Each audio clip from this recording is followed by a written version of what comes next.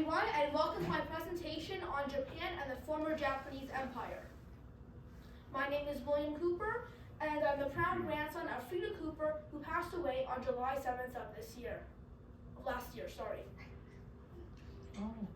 I miss her, but I'm making my monthly presentations at Amica in her honor. Today we're continuing our travels to Afro-Eurasia. It has 57% of the world's land area, but has 86% of its population.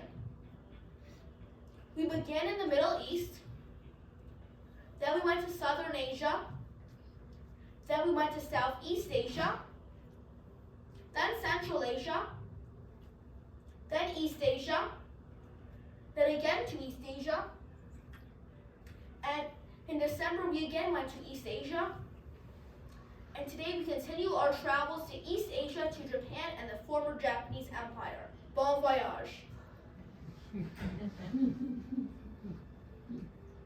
My take.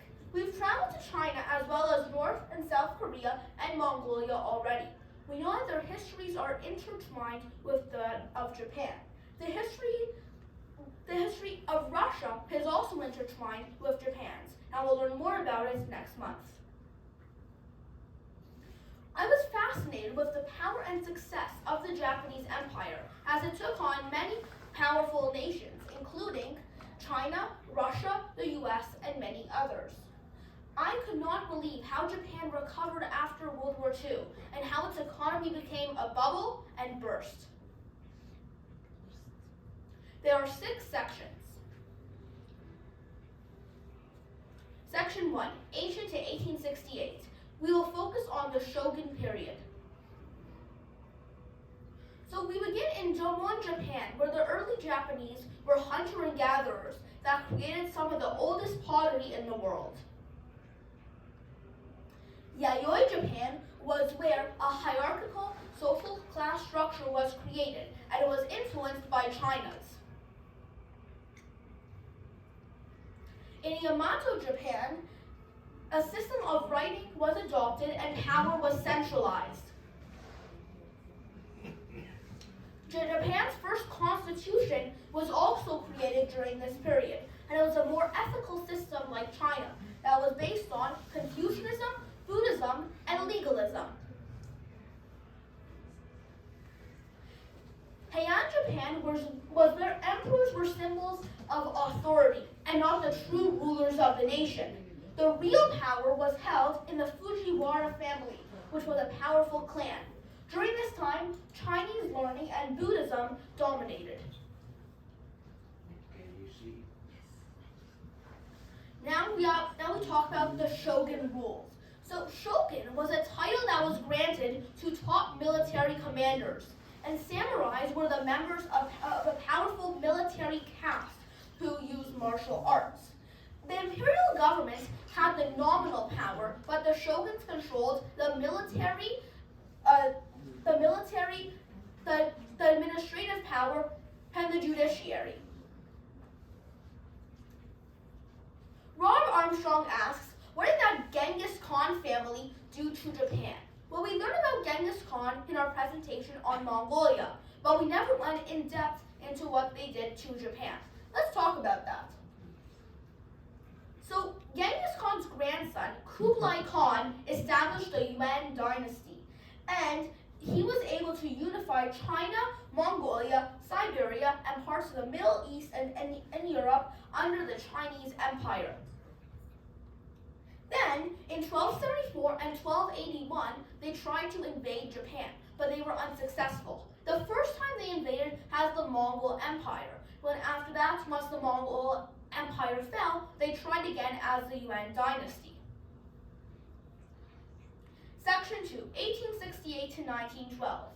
Same as the Korean presentation, where the key date was 1895, in this presentation, the key date is 1868, as it was the date of the Meiji Restoration.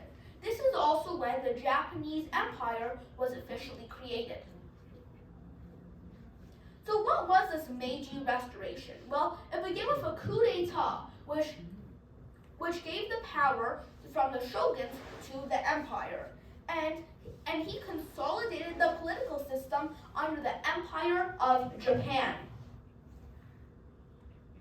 He focused on modernizing and westernizing the country by doing things like creating universal education or adding telegraph lines or the European banking system.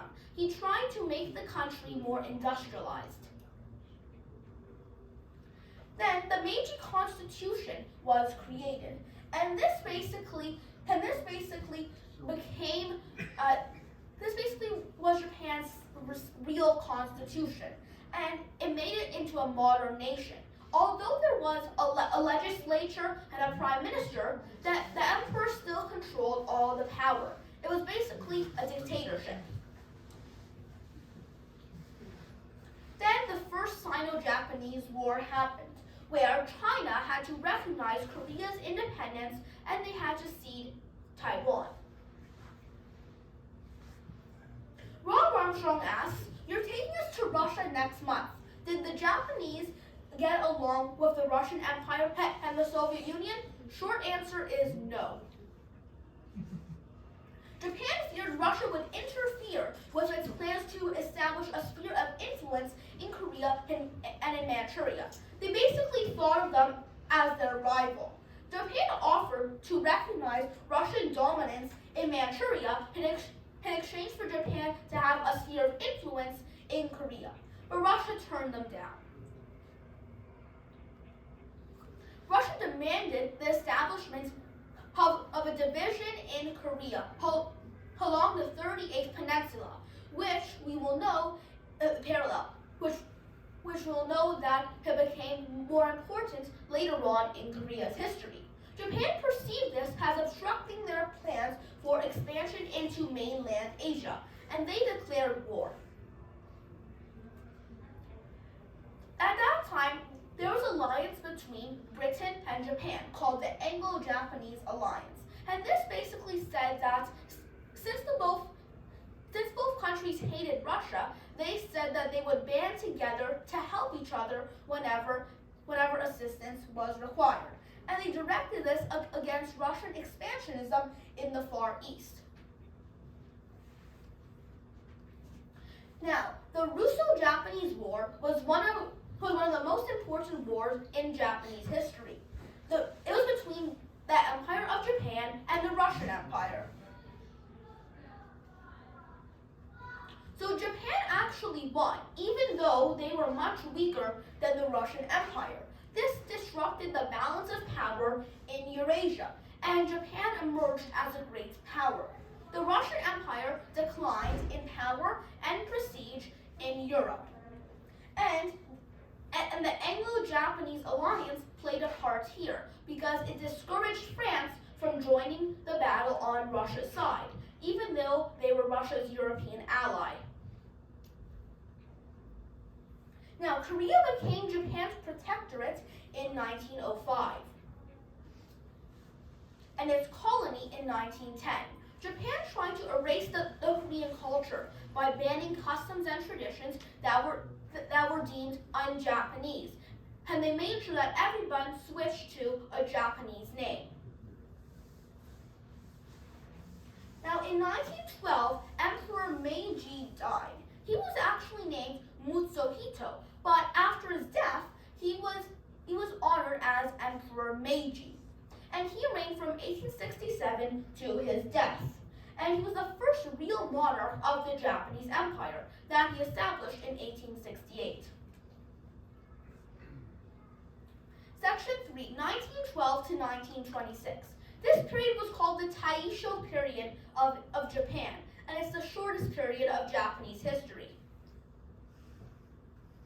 During this time, Yoshihito led, and he suffered from some neurological issues that made him quite ill. So in 1921, he appointed his son Hirohito as Prince Regent, and that basically gave him most of the governmental power. And he spent the rest of his life as a recluse. Rob Armstrong asks, why was Japan on the side of the Allies in World War I, but on the side of the Axis in World War II? Excellent questioning again, Rob. So this was because of the Anglo-Japanese Alliance.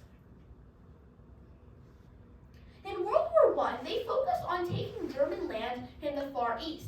This included the Pacific, which includes the region of Polynesia, Melanesia, and Micronesia. They wanted these islands in that area, and they led the Anglo-Japanese military operation to defeat German forces in Sengzao, which is a part of China. And China joined the Allies, hoping that they would get the former German territory that Japan had seized from them. My take. Japan and Russia fought in the Russo-Japanese War, and Japan was a part of the Anglo-Japanese alliance. However, Russia was also on the side of the Allies in World War I. This was because World War I started because a Serb killed the Austrian heir to the throne, Franz Ferdinand. And since Russia had an alliance with Serbia, they had to join the war on their side. So two former enemies became friends.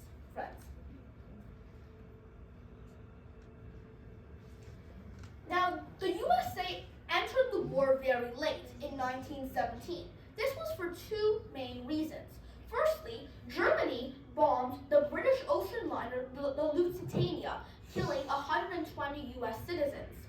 And it was also because of the Zimmermann telegram, which was basically a telegram sent from Germany to Mexico asking them to join the war on the Axis side. However, Britain intercepted it, gave it to the US, and the US declared war on Germany. After World War I, Japan was considered one of the 5 major military powers and the only one from Asia. Now, there was a major revolt in China after World War I. It was called the May the 4th movement, not because of Star Wars, but because of when it happened. Students gathered in front of Tiananmen Square, and they were protesting the fact that in the Treaty of Versailles, Japan would be able to keep the former German colonies that it had captured that were part of China. And nationwide protests began, and this sparked Chinese nationalism. Now, what was this bad Treaty of Versailles? Well, again, it allowed Japan to get parts of China that were previously held by Germany, and therefore China refused to sign it. And they needed another treaty in 1921, when they finally got the territory back. However, during this time, World War I was called the Great War, as people never expected a war like this to ever happen again. But many people blame World War II on the Treaty of Versailles being too hard on Germany, making them give away a lot of territory and pay massive retributions.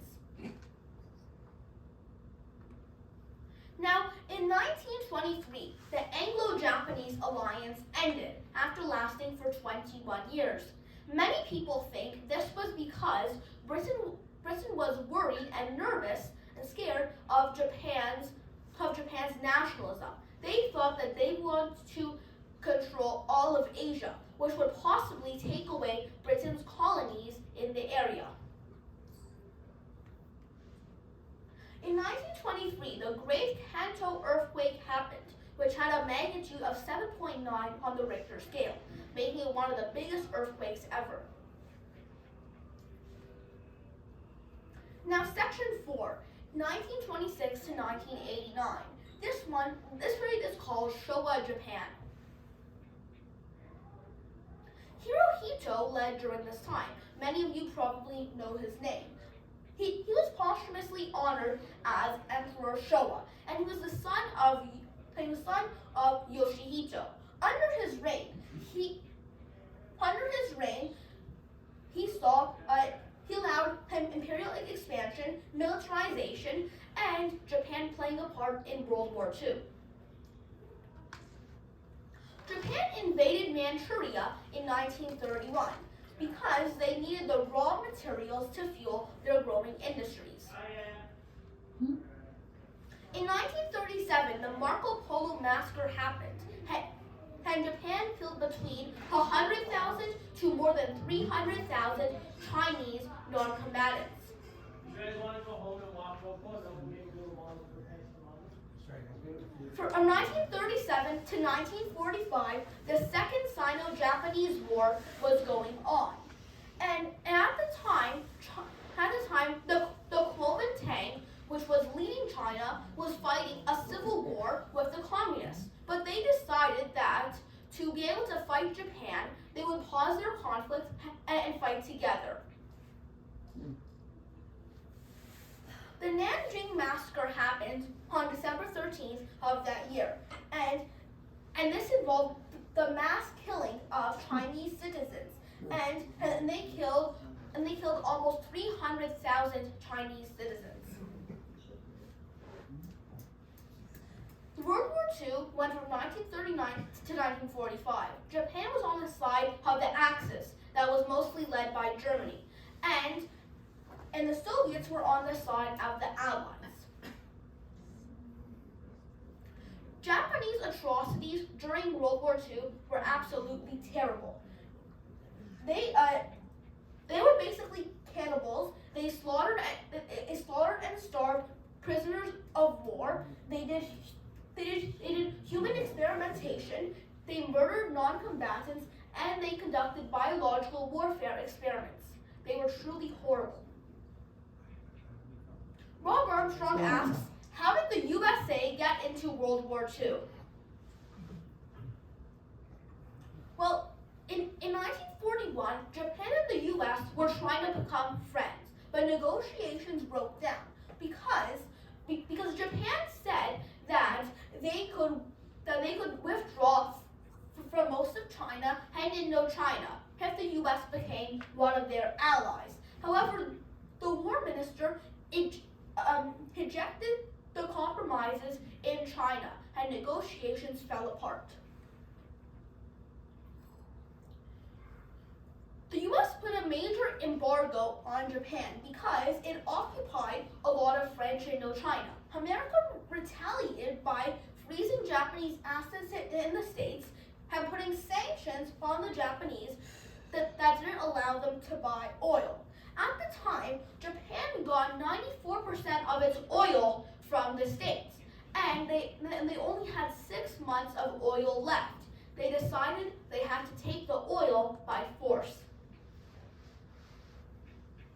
So on December 7th, 1941, Japanese planes bombed Pearl Harbor. Yeah. So this brought the U.S. into World War II on the side of the Allies, which included countries like the UK, France, and Canada. Now, Japan invaded many countries during World War II. In 1941, they invaded Guam, Wake Island, Hong Kong, and Thailand. And in 1942, they invaded the Philippines, Indonesia, Malaya, Singapore, and Burma. Here's a map where we can see that in red, these are the areas that Japan colonized. And this shows the pinnacle of Japanese expansion during World War II.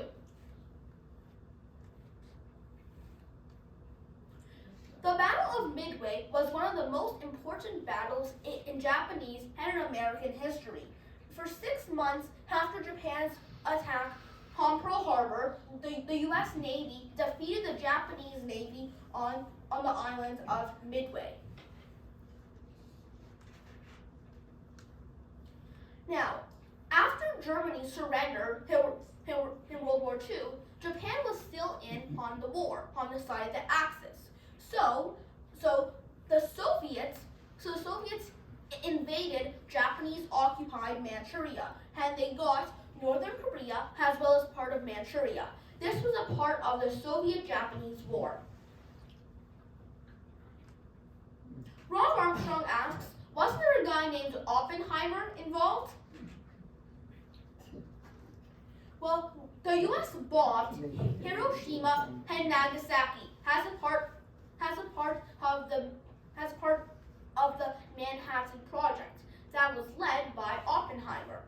Recently, there was a movie about him how my father, my uncle, and I watched it together. I'm pretty sure that many of you did too. Won the Academy Award. My take. Winston Churchill wanted the U.S. to get into World War II. Despite FDR saying that after Italy joined, they would join, they didn't. If the Japanese didn't bomb Pearl Harbor, then the U.S. would not have gotten involved into the war, and probably the Axis of Germany, Italy, and Japan would have won the war. Now, Korea was liberated from Japan in 1945, and the U.S. and the Soviets decided that it would be divided along the 38th parallel, which as we learned during the Meiji period, was an important border too. Today, Russia and Japan are still at war because firstly, a peace treaty was never signed between the two countries after World War II. And secondly, there's a border dispute over the Kuril Islands, which are also called the Northern Territories in Japan.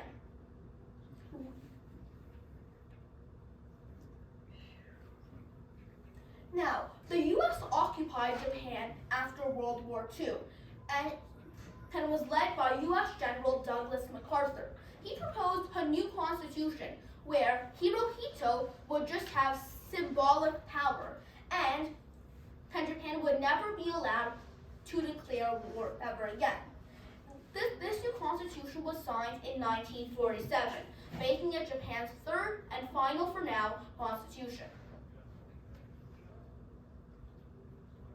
Now, Emperor Hirohito, after Japan's surrender, despite Japan waging the war under Hirohito's name, he was not prosecuted at the Tokyo trial for war crimes. MacArthur thought that a cooperative emperor would help establish a peaceful Allied occupation and would help the U.S. achieve its post-war objectives. On January 1st, 1946, Hirohito said to the people of Japan that he was not a divine god. He was just a citizen, because people thought of him as the god of Shintoism, which is the main religion of Japan. Japan's constitution is based on the American one, as it has three branches: the executive, the legislative, and the judicial.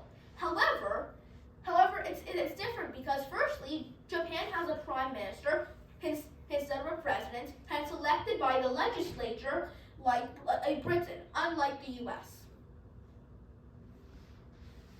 Rob Armstrong asks, please tell us about the Japanese miracle. Let's watch this video about it.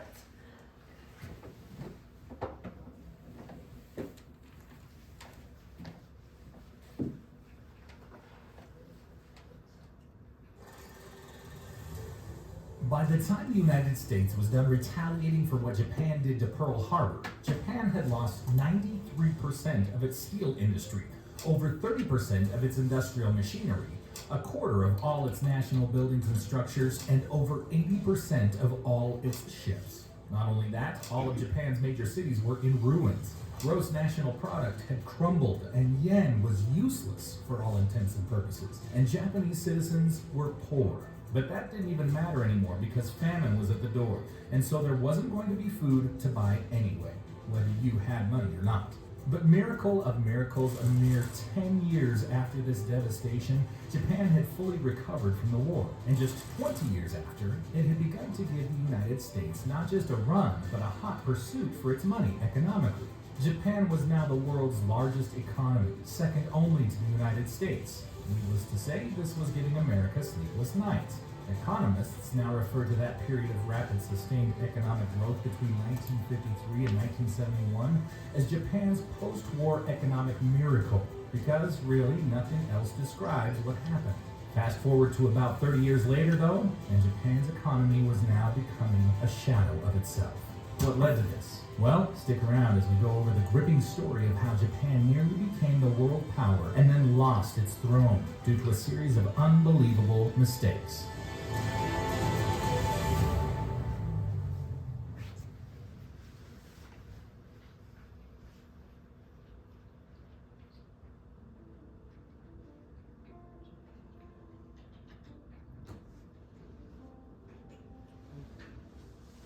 Japan owes its post-war recovery mostly to the keiretsu working hand in hand with the Japanese government. The keiretsu refers to these huge business conglomerates consisting of banks, industrialists, trading companies, all powered by the government of Japan. The government's role in this is really revolutionary, and I'll get to that in a bit. But for now, let's focus on the keiretsu. By banding together to form the keiretsu, individual Japanese companies were able to grow stronger financially and develop ties that made it virtually impossible for foreign rivals to break into Japan and overtake. This was how Japan was able to shift from being a provider of labor-intensive products like toys, textiles, and Christmas ornaments to becoming the world's #1 exporter of steel, ships, optical goods, automobiles, and of course consumer electronics. Think Sony, Panasonic, Sharp, Mitsubishi, Toshiba, Hitachi, Fujitsu, Toyota. So where did the Japanese government come in? Well, through the introduction of window guidance. To explain the concept very simply, the government of Japan would say what sectors have long-term success potential. When it identifies these sectors, it would then say to the banks, hey, if a company comes from so-and-so sector seeking a loan or credit, make sure you do everything you can to get them that loan or give them credit. And guess what? It worked. But that was not all Japan did. In addition to window guidance, Japan also slashed taxes and tariffs by almost 30%. Tariffs are taxes that importers pay for buying foreign goods, by the way. The effect of these tariff and tax cuts meant that Japanese economy was more liberalized, or in simple English, there was a higher accumulation and better allocation of resources. It also meant Japanese entrepreneurs were able to access foreign technology more easily. This way, companies were able to produce far superior technology and export them to the United States and to the rest of the world. Speaking of the US, it would be an incomplete video if we do not acknowledge America's contribution to Japan's economic miracle. At first, America really wanted to punish Japan for Pearl Harbor. However, President Truman decided that it might be better for everyone if Japan was stronger and freer. At least this way, it wouldn't become an attractive option for the communist advances of the Soviet Union. In fact, it was through America's efforts that Japan's import and export activities really took off. By the late 1960s, Japan was swimming in trade surpluses. That is, it was exporting much more than importing. The fact that its currency was heavily devalued definitely helped, since it made exporting more attractive to indigenous producers. About a decade later, in the 1970s, Japan had a per capita income that was on par with many advanced capitalist economies, and it was still growing fast. Unemployment and inflation rates were growing increasingly lower, while foreign reserves were swelling to bursting point. The country had also become the world's leader in technological advancement, so countries turned to Japan for their tech needs. Meanwhile, standard of living in Japan was better than most countries in the world. People were living longer, infant mortality was nearly non-existent, crime was at an all-time low, and wealth in Japan was one of the most evenly distributed the world has seen. But barely 30 years later, things started to go horribly wrong. You see, when Japan entered the mid-80s, companies had become stupendously wealthy, and that's when the international buying spree began. Japanese firms were buying up American structures like the Rockefeller Center in the United States and the Empire State Building. It felt like the wealth would never end, and while this worried some people, most were just there for the ride. All the while, the economy kept growing. The value of real estate was booming like crazy, and the Japanese stock market showed no signs of stopping either. But this growth wasn't the result of sound economic policies, and so it shouldn't surprise you that the bubble economy finally imploded. This takes us to the next phase of Japan's story.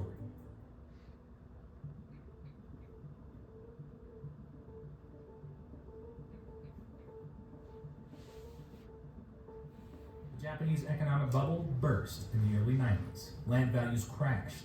The stock market followed suit, and the entire Japanese economy pretty much shut down. As a result, corporations stopped investing, and people stopped spending money. Meanwhile, the idyllic Japan society had become a shadow of itself. Divorce rates grew. Crime increased, even among minors. More people were getting depressed and were expressing it in the worst possible ways. Now, a popular reason many people tout as the cause of the bubble is the Plaza Accord. In September 1985, presidents and central bank leaders of the United States, Germany, France, the United Kingdom, and Japan met at the Plaza Hotel in New York. The dollar was getting too strong, and the 5 countries were of the opinion that it might be in the best interests of everyone for it to relax a little. Together, they came up with a simple plan. The United States would allow its dollar decline by easing policies and focusing on growth, while other export-heavy countries like Germany and Japan would focus on growing demand for products domestically and boosting their own currency. The plan worked, especially for Japan. Japan also became less dependent on the United States and instead started trading with its neighbors in East Asia. These guys would eventually facilitate Japan's downfall. Keep watching to find out. Meanwhile, while all this was going on, the yen was appreciating strongly to the point that by the end of 1986 it was up 30% against the dollar. But this wasn't good for Japan's export-heavy industries, because the more expensive your currency is, the more expensive your goods become to your customers abroad, and the less they want to buy from you. So a stronger currency isn't always a good thing. The Japanese government saw this and knew they just had to step in. So they implemented tax cuts and pumped in truckloads of money through macroeconomic stimulus packages into the economy. Basically, what the Japanese government was trying to do was trigger more domestic spending to make up for the anticipated loss in exports as a result of the growing yen. Unfortunately, with credit now super easy to access, everyone went crazy with their spending and speculation. Corporations were acquiring land and building massive structures and mansions, which led to the bloating of the real estate market. It definitely didn't help that people were also speculating wildly about the stock market at the time. People started pumping money into stocks like crazy, and this made the market bloat as well. Between 1985 and 1990, real estate had skyrocketed by 167%. The stock market doubled in the 2 years before its peak, and Japan's economy was growing at a rate of 5% every single year. This was too good and too fast, which meant it wasn't good. Unfortunately, the Japanese government discovered this too late and only started raising interest rates in late 1989. Suddenly, credit was no longer that easy to get, and speculation started to fall, which meant real estate value fell. The stock market plummeted, and corporate investment slowed considerably. By January 1990, the bubble had burst, and economic growth in Japan had stagnated. To put all the cards on the table, economic crashes aren't exactly the end of the world. Unfortunately, what makes Japan's case exceptional is the fact that it's been decades and the country is yet to make any significant recovery. What is the reason behind this unending economic downturn? There are three popular theories. The first has to be the banks. They were a mess during the bubble, lending out money to whoever cared to ask. It didn't matter what kind of background they had or whether they had the means to pay you back. The problem was, the more people had access to money, the more they splurged on assets, which meant the more land prices increased without any limits. By the time the bubble burst, the whole thing went into reverse. Banks were no longer willing to lend money because, well, there was no money to lend. But unfortunately, this led to another problem. Since people could no longer access easy money, they no longer wanted to spend or invest, preferring to save their money instead. And this is really bad for the economy, because it means people don't expect the economy to pick up anytime soon. And when people stop believing in the economy, they stop investing in the economy, and then the economy fails even more. It's like a self-fulfilling prophecy. But there was yet another problem. Between 1990 and 2014, the Japanese yen was rising and falling constantly. During the period when the yen appreciated, it rose so sharply that the cost of manufacturing in Japan would become too high for indigenous businesses. To survive, the stronger ones moved out of the country to other Asian countries, while the weaker ones remained. Startups couldn't survive either. Banks were no longer lending money since they didn't want to go bankrupt. So, with no money to chase new trends, technological advancements slowed until it pretty much stagnated. Japan, which used to lead the world in invention and innovation, was now far behind and stuck in the past. Ironically, it was the same principles that kept the Keiretsu on top back in the 60s and 70s that were now coming back to bite Japan in the neck. Japan's neighbors like Taiwan and South Korea had borrowed from Japan's playbook to build their own economy, but their monetary policies were better. Plus, their less expensive currency cut down on labor costs, which enabled your favorite tech brands like Samsung, LG, and Hyundai to rise to prominence. Japan was indeed on the cutting edge of technology once upon a time, but the problem was that most of its inventions were mechanical. Cameras, Walkmans, cars, televisions, and the likes. This was great at the time, but technology was advancing, and the world was starting to turn to software towards the end of the 20th century. Japan failed to get with the times, and so inevitably, everyone else left them behind. And now to the third problem. This one is quite weird, but it's a big problem nevertheless. You see, Japan sells more adult diapers than baby diapers. In other words, Japan is really old. Now you know how it is. In every economy, the elderly people are taken care of using taxes from the working class. Already, Japan spends 1/3 of its welfare on social welfare, a huge chunk of which goes to taking care of retirees. But Japan is still aging fast. As a matter of fact, right now, people aged 65 or older make up 1/4 of Japan's total population.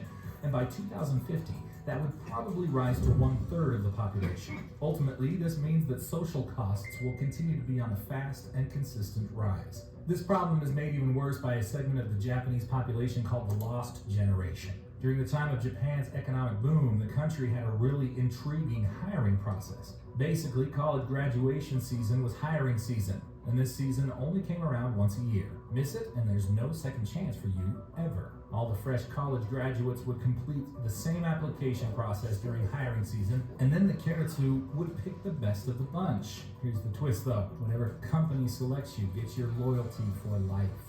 You can't quit and move to a new company, or you could face social discrimination. It was that intense. Obviously, it wasn't a wonderful setup, but at least you'd get to have a job. At first, this system worked, as most Japanese college graduates were assured of jobs once they got out of school. Only a very few slipped through the cracks. When the bubble burst, however, companies cut down on their new hires drastically. This meant that tons of people were without jobs, which worsened things because now a critical segment of Japan's population couldn't get married or start a family. And if they wouldn't start a family, that meant no children to replace the aging population or bring about the fresh ideas that could turn Japan's economy around. It also meant no huge expenses like mortgage, childcare, healthcare. And as we've learned, when people don't spend and invest, the economy remains in a coma. Unfortunately, there are at least 1.2 million people aged 40 to 59 still living with their parents. Some experts say the numbers could even be much higher. Called the hikikomori, or the lost generation, these guys have condemned themselves to social isolation since they can't get jobs or create a befitting future for themselves. They live off of their parents, who themselves are retirees or very close to retiring. And the government is very worried because these guys are also close to the traditional retirement age, which will once again worsen Japan's aging problem. In 2012, Abe became Japan's prime minister for a second time, and that was when he came up with a set of ideas and economic policies he believed could help fix Japan. People nicknamed it Abenomics. Abenomics was made up of 3 arrows: quantitative easing to deal with deflation, flexible fiscal policy which involved massive government spending, and structural reform to help revive Japan's productivity. For now, the jury is still out on whether Abenomics was a success or not.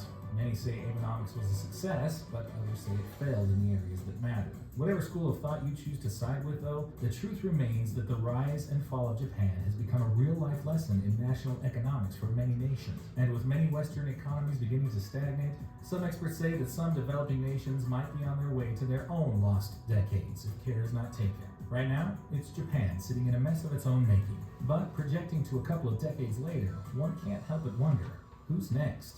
Let me know about it.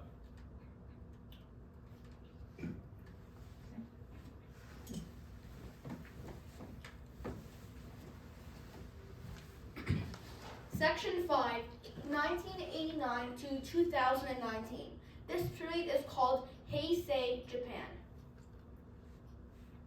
During this time, Akihito reigned, and he was posthumously renamed Emperor Heisei on the 31st of January, 1989. So, Akihito was the son of Hirohito, and Akihito abdicated on the 30th of April, 2019. It was not a scandal, it was for health purposes, and his son, Norihito, reigned after him. During this time of the Japanese economic bubble, the Imperial Palace was getting to a crazy value. The Imperial Palace is the main residence of the Emperor of Japan, and at the time, it was worth more than all the real estate of California. Let's watch a short clip about it in more detail.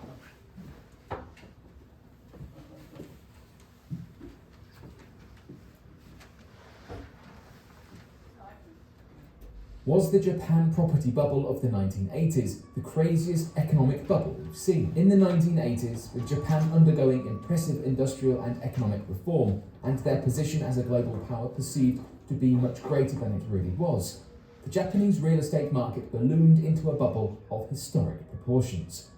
This was largely fueled by financial liberation in the country that allowed companies to invest heavily into Japanese real estate.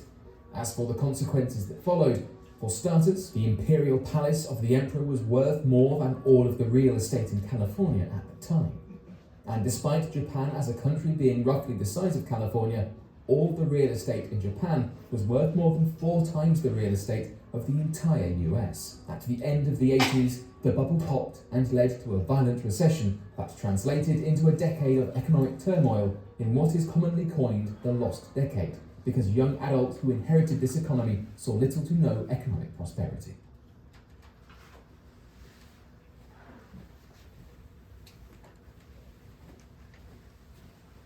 Section 6, 2019 to today. This period is known as Reiwa Japan. So Norihito is Japan's emperor today. He was the son of Emperor Takehito. And Reiwa in Japanese means beautiful harmony. Rob Armstrong asks, please tell us about Japan in terms of the size of its economy, population, geography, and languages. Japan's land area is about 400,000 kilometers square. Its population is about 120 million. His GDP is about 4 trillion USD. His GDP per capita is 40,000. Its capital is Tokyo. It has the 4th biggest financial hub in the world, which is Tokyo. And another fun fact is that 6 out of the 10 biggest financial hubs in the world are in Asia. We can see Shanghai, China, Tokyo, Japan, Hong Kong, Singapore, Beijing, China, and Shenzhen, China. Today's industries include automobiles, consumer electronics, computers, and semiconductors, iron and steel, mining, and pharmaceuticals. His political leaders are Fumio Kishida, who is Japan's prime minister, and Emperor Narihito, who is Japan's emperor. Shinzo Abe was assassinated on July 8, 2022. The reason why he was killed was because the killer thought that Shinzo was related to the Unification Church, which the killer's mother had invested all her money into, and she had to declare bankruptcy. So he held a grudge against Shinzo Abe, and he decided that he had to kill him. Today, Japan gets 78% of its oil from the Middle East. So I guess they learned their lesson by not taking it all from the US. Rob Armstrong asks, please tell us about the fun facts. Well, Mount Fuji is the tallest volcano in all of Japan, and it stands at almost 4,000 meters tall. It's still an active volcano, as the last time it erupted was in 1707. Japan has 23 vending machines per person, and they sell things from lettuce to cars to underwear and to ramen noodles. Japan in Japanese means Nihon or Nippon, which means sun origin. Japan is also nicknamed Land of the Rising Sun. When it comes to education, Japanese children are taught to be generous, compassionate, and empathetic. And many schools don't have janitors, as the kids clean their own classrooms. Japanese students study on the weekends and on holidays, and most of them go to many extracurriculars too. Now, sumo wrestling is the national sport, and the average weight is over 500 pounds.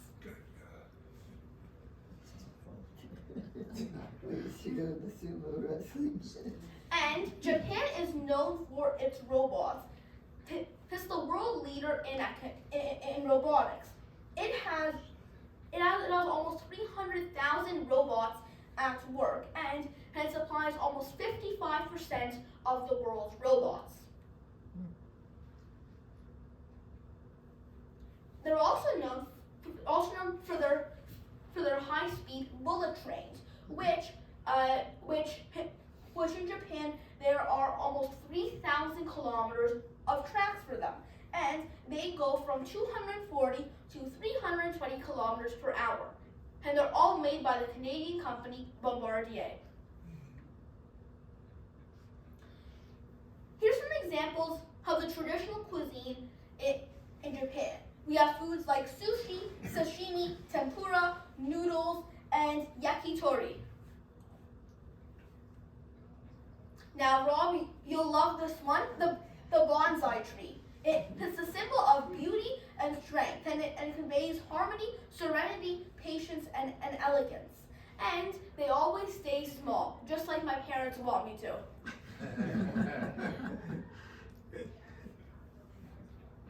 How do you say butterfly in Japanese? It is cho or chojo. Thank you, Rob. Thank you, everyone, for attending. So,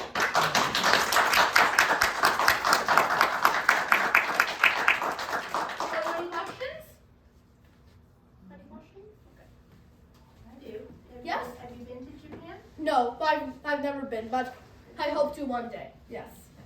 We lived in Japan. Oh, you did? Oh, yeah, we lived there for 3.5 years. Wow.